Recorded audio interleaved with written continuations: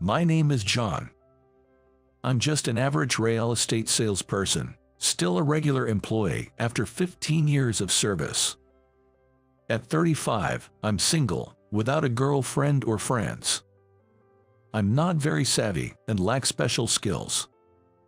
Even my junior colleagues outperform me. In a company, I've become quite a burden.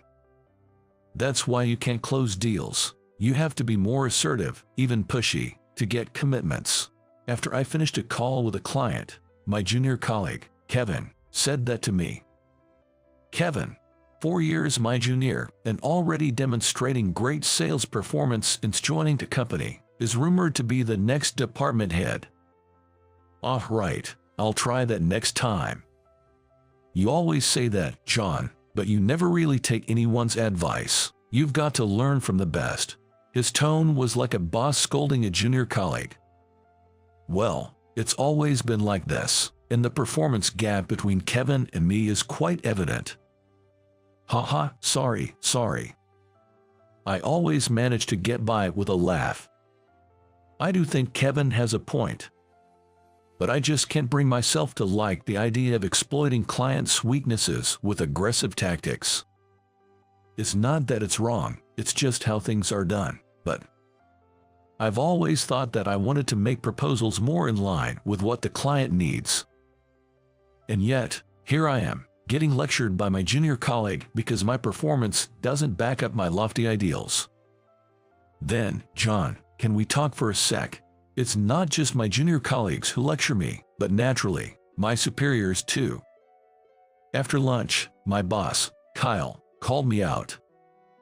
Kyle, my supervisor and a department head 2 years my senior, has been my direct boss since I joined a company. So, it's fair to say he knows best about my lack of work performance. Earlier, you were getting lectured by Kevin again. When Kyle said that, I replied, yes, that was my response. It's embarrassing to have my boss hear about me being reprimanded by a junior colleague. Well, this is also a usual occurrence. Aren't you ashamed? Being outperformed and even admonished by someone 4 years younger. Don't you want to change, to take action? Without ambition, it's no surprise if people say you're holding us back. I'm sorry. It's not that I lack ambition. I wanted to build relationships with clients in my own way and improve my performance. That's what I used to think. But at some point, I began to resign myself to the situation, thinking, there's no way someone like me could achieve that.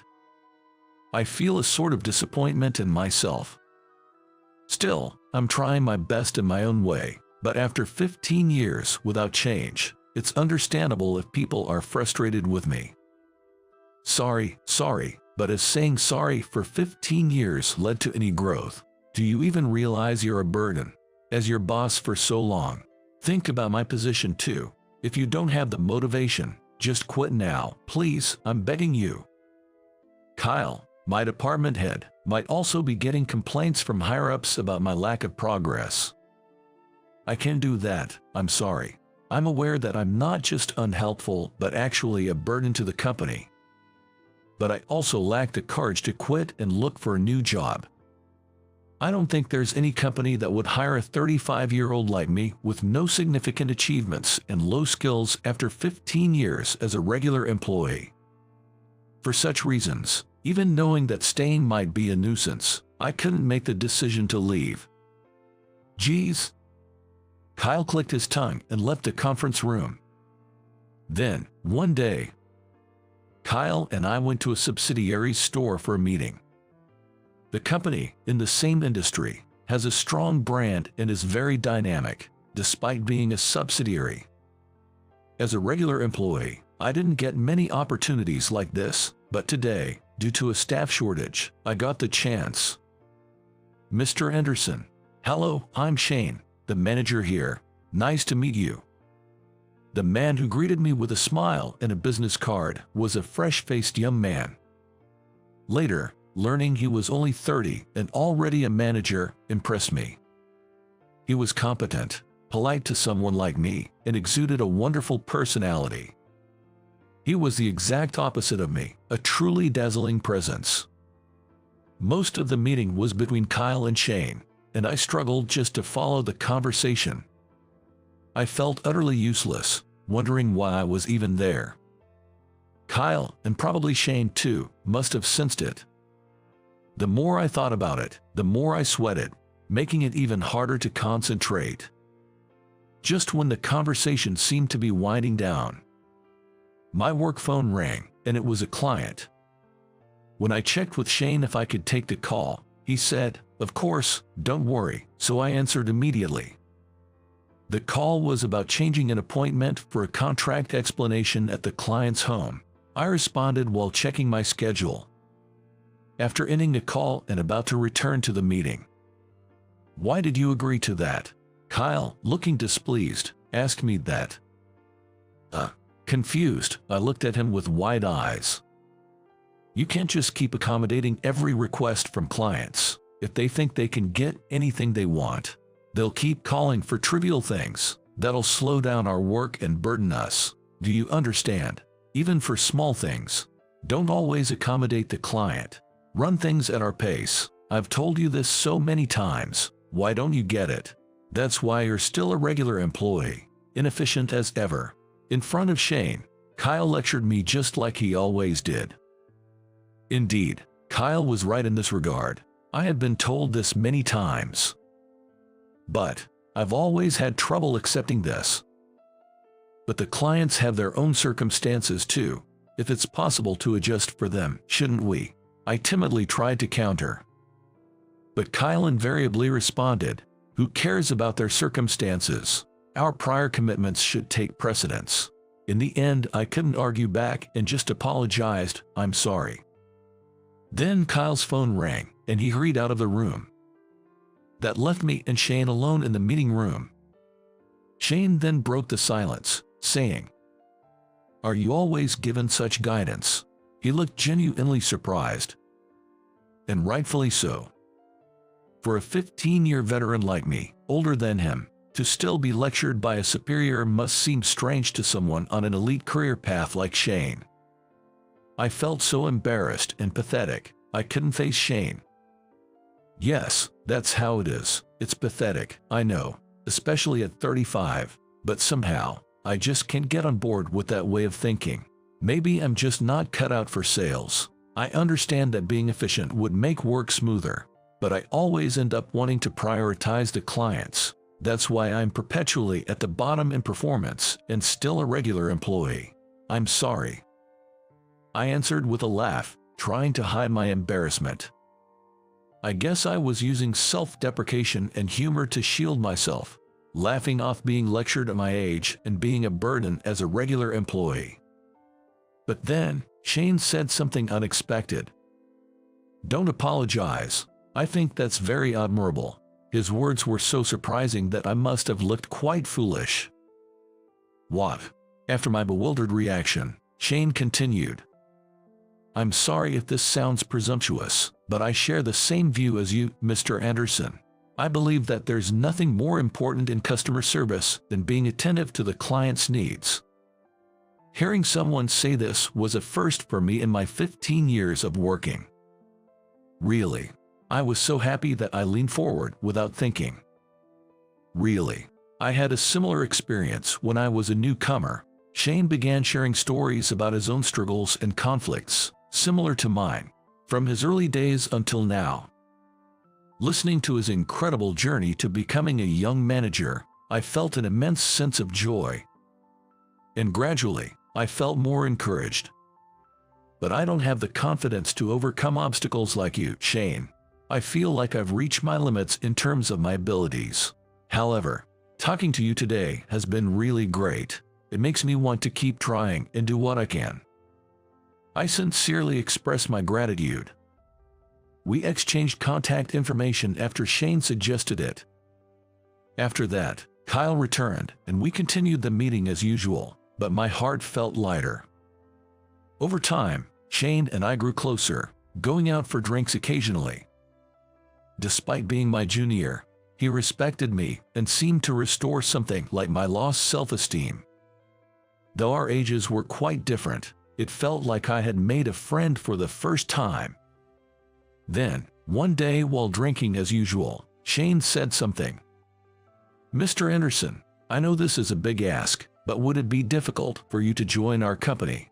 I never imagined that someone would make such a request to me." I was utterly baffled. Then Shane explained, "Our company, and no offense to your parent company, but both seem to be prioritizing efficiency at the expense of customer service, almost like a lordly way of doing business. We're not struggling now because of our brand name, but this attitude could eventually be our downfall." Recently, in an internal meeting, we discussed how important it is to engage with customers, as you mentioned the other day. We need to instill this approach in our staff, and so, when I mentioned you, our executives expressed a strong desire to have you on board. If you're willing, we'd like you to join as the head of personnel development. This was an opportunity I never dreamed of. I had always thought my inefficient work style was a negative, but here was a chance to utilize it positively. Despite my anxieties about being up to the task, I thought this might be exactly what I was meant to do. So, I decided to give it a try. I immediately accepted, and within a week, it was official that I was moving to Shane's company. The news spread quickly within the company. But it was perceived as, John was so incompetent that he was demoted to a subsidiary. People looked at me with pity, but I didn't care anymore. I was excited to work with Shane in this new place. That's what I had decided. Before my transfer, a formal farewell party was planned. I knew nobody was really interested in me, and it felt obligatory, but I couldn't just skip it. Shane, feeling apologetic for subtly poaching me, wanted to attend a party as well. Given that the party was being held for me, I couldn't just skip it. Moreover, Shane, having suddenly recruited me, expressed a desire to make a farewell greeting, so I attended a farewell party with him. No one would be shocked by my sudden departure. In fact, they might even be relieved, but Shane probably didn't realize that. To celebrate Sean's transfer, cheers. I thought the toast might have been sarcastic, but I tried not to mind, given it was a farewell party. However, the sarcasm towards me didn't stop during the party. "Without an incompetent junior colleague, I'll be in trouble with less work," joked Kyle. "I'll remember not to be too incompetent, or I might get demoted to a subsidiary," laughed Kevin. Everyone seemed to be using the opportunity to throw jabs and sarcasm more than actually bidding farewell. Initially, Shane laughed along, thinking it was all in jest, but gradually, his expression darkened. I became nervous. I feared Shane might regret recruiting me, knowing how unpopular I was.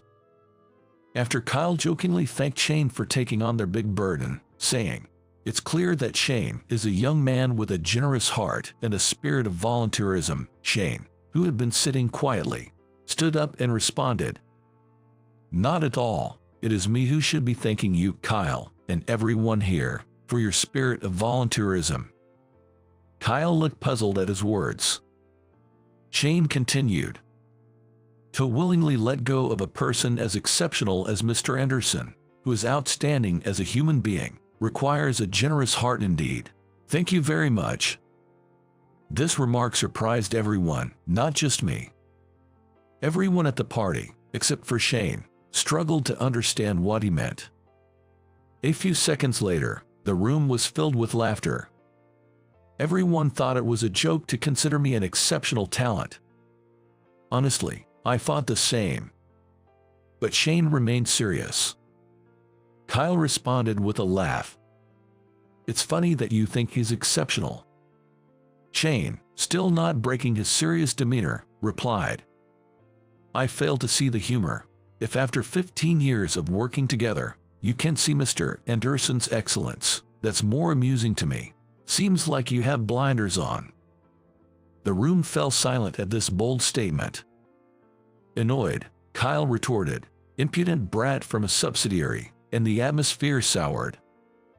Just as I was about to stand up and intervene, Shane said, "Please look forward to seeing what our company will achieve," and with that, We left the party. Afterward, Shane apologized several times for getting heated, but honestly, I was happy. I had never met anyone who stood up for me like that. What's incredible is that Shane followed through on the bold stance he took that day.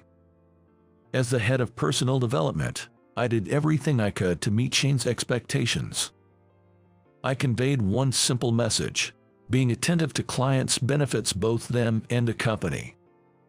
This philosophy gradually became ingrained in our staff, leading to significant growth in sales.